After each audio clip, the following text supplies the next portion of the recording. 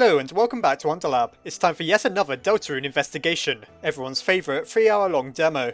Not only that, but we'll be talking about the mystery man that has kept so many of us wondering and questioning everything we know about both games. How can one character be responsible for so much mystery? Well, it's no doubt due in part to Toby's absolute reluctance to tell us anything about him, and as far as I'm aware, Toby has yet to even acknowledge the character's existence, despite being the one who created him. This video will go over what Gaster's purpose may be in Deltarune, how his presence can be found within the game in more ways than one, and ultimately try to push us just a little closer to solving this mystery once and for all. Of course, our only chance of knowing everything will come with the full release of Deltarune, but for now we can draw some very interesting conclusions. So let's not waste any more time. First of all, it seems logical to me to quickly go over who Gaster most likely is. Most of our information comes from the first game, where references to Gaster are hidden in various ways, in the game files, in inaccessible rooms without the use of an editor, and through something called the thumb value, which can be manipulated and will slightly change some areas within the game. All of that just to experience the Gaster events. We haven't even gotten to piecing them together yet. What we do learn is actually not very much at all. The most interesting thing we're told is that Gaster was the former royal scientist before Alphys, when he was shattered across space and time. Surprisingly, Asgore sort of needed a replacement after that little incident. We don't know exactly how this happened, but a room within the game called Entry 17 does seem to potentially shed some light on things, or rather some shadows, as we hear Gaster describing what seems to be an experiment to two onlookers.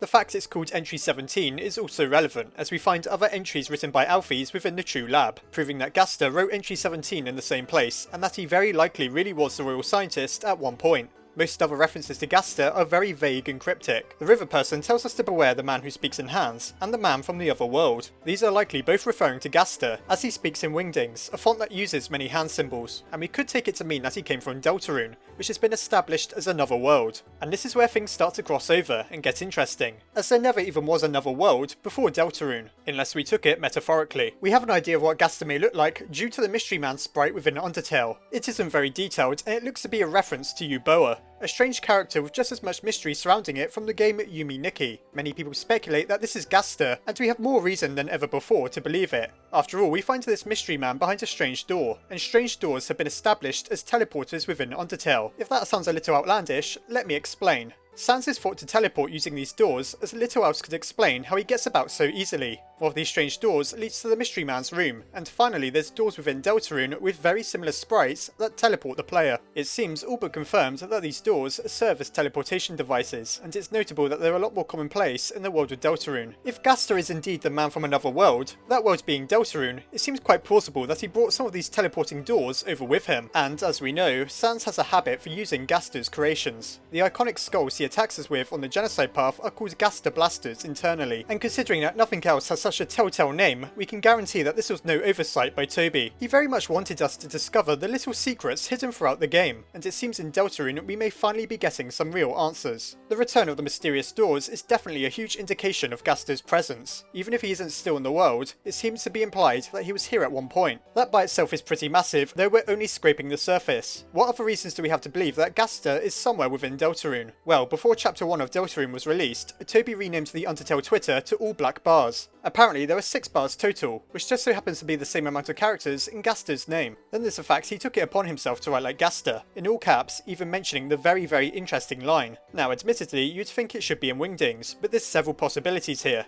Toby likely wanted everyone to understand what he was saying, and I think it's possible that Gaster doesn't always speak the same way. My reason for suggesting this is because it could very well be him who speaks to us at the beginning of Deltarune. My second best guess is that it's Chara or someone we haven't even met yet, but if we consider the possibility of it being Gaster, that could indicate that we're dealing with a different version of him or that he only writes in Wingdings. But it is hard to say. Entry 17 produces one of the strangest noises within the game while we view it, which many people believe is Gaster talking. It just so happens that calling your cell phone within the dark world of Deltarune produces this same noise. Once again, Gaster is seeping through the cracks, and it's becoming harder to deny that he's playing a major role in all of this. But why then would our cell phone produce this noise in particular? Well, strangely, something similar happens in Undertale. We receive a call from someone whose name begins with G, only to find out that they called the wrong number. Many people have speculated that this is for Gaster, as the only other character whose name begins with G that comes to mind is Gaston, and he probably doesn't even own a cell phone. So it would seem that Gaster has some sort of bizarre connection to phones. It could be that his experiments are somehow interfering with mobile phone signals as the fabric of space and time is distorted around him. Anyhow, we have overwhelming evidence that indicates that Gaster is somewhere within Deltarune, even if he doesn't physically exist within the game files.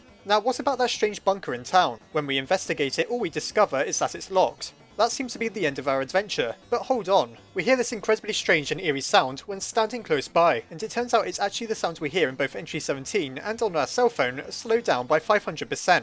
Huh. The sounds we associate with Gaster speaking or potentially writing exist within 2 instances in Deltarune. I also can't help but feel that these doors look like the perfect gateway to some sort of underground laboratory. That's exactly the sort of place we'd expect to find Gaster. But so far this may all seem like conjecture. After all, we don't have that much of a reason to believe that this is Gaster's laboratory. Or do we? Consider everything we talked about earlier. There's always been the notion that Gaster is a man from another world, and we have every reason to believe that this other world is in fact Deltarune. The question then is, how did he go from one world to the next? As far as we're aware, that's entirely impossible. But if one monster is brilliant and ingenious enough to manage it, it probably would be Gaster. Doesn't it seem more and more likely that, considering the notion I presented with my last video that Deltarune is a prequel, that Gaster is probably behind those doors, working on whatever ultimately teleports him from one world to the next? Now of course it's probably worth considering how he's able to do that, and of course we have to wonder why he'd even bother in the first place. While it could just be in the pursuit of science, it's probably far more likely that he has a very good reason for his actions. After all, clearly he's aware of the fact that there's alternate worlds, and that alone could be reason enough to spur him to try and explore one of them. Of course, it's hard to say exactly what happened or what's going to happen. In Undertale we know he was shattered across space and time, but take careful note of the strange monsters who say this. These are known as Gaster's followers internally, and what's incredibly interesting is we can actually find some of them in Deltarune.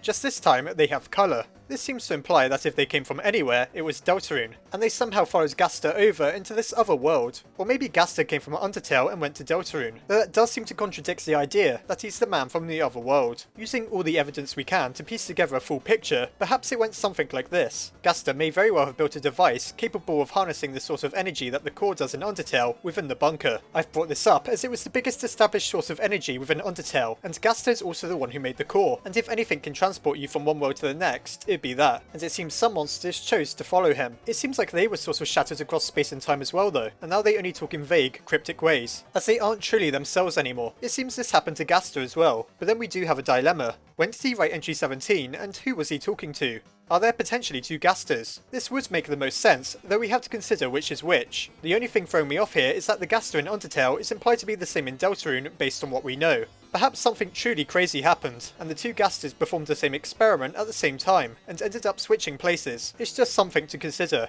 And what could his motivation have been? We know that Deltarune is a world where choice doesn't matter, which is a fairly disturbing thought. Did he want to escape this world that seems to be influenced by some sort of malignant force, potentially Chara? I only say that because of Deltarune's extremely abrupt and horrifying ending. It definitely makes sense if Gaster is trying to escape an encounter with something that terrible. Or perhaps he wishes to warn other worlds. After all, we actually have a choice in Undertale, and this could be something Gaster is aware of. However, it seems something went wrong along the way, and now this character is trapped in some sort of limbo. All we can do is wait for more Deltarune chapters, which will almost certainly result in the opening of this bunker. Toby said that it was important that he got the design of the town right first time for the subsequent chapters, and I'm sure the bunker is a key part of that. I believe it contains Deltarune's version of the true laboratory, and almost certainly either the remnants of Gaster's experiments or even Gaster himself still working away.